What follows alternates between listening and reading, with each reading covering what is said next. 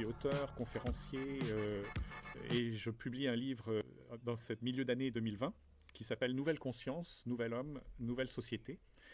Et je viens là pour expliquer un certain nombre de mes réflexions menées depuis une dizaine d'années de recherche autour des valeurs et autour des réseaux sociaux d'engagement, autour de l'accélération de l'évolution des valeurs, autour de cette recherche de sens que les jeunes poussent aussi bien dans le monde du travail, dans leur monde personnel.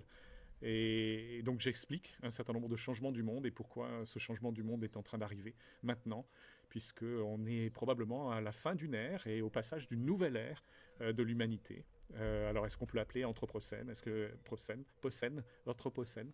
Je ne sais pas quel est le nom de cette nouvelle humanité, mais probablement on va vers une nouvelle ère de créativité extrêmement profonde qui va nous emmener justement à développer notre conscience pour aller vers plus de conscience, à la fois individuelle et collective.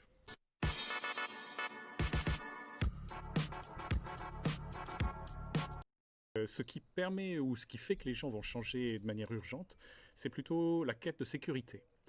Le problème, c'est que nous sommes rentrés depuis quelques décennies maintenant, depuis 2 décennies, dans un monde VUCA, un monde volatile, uncertain, complexe et ambigu.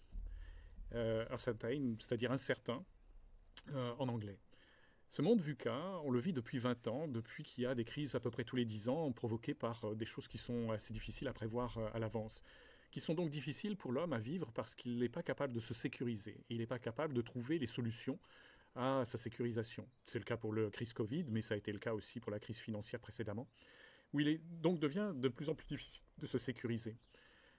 Donc, qu'est-ce qu'il peut faire pour se sécuriser, cet homme, et pour changer justement par cette recherche de sécurité? Eh bien, il va chercher à comprendre le monde pour aller à l'encontre de l'incertain.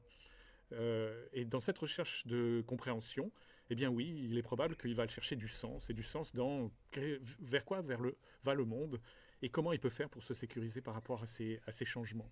Donc je dirais que c'est la recherche de sécurité qui fait la recherche de sens pour comprendre mieux, et donc pour essayer de faire que le monde aille mieux.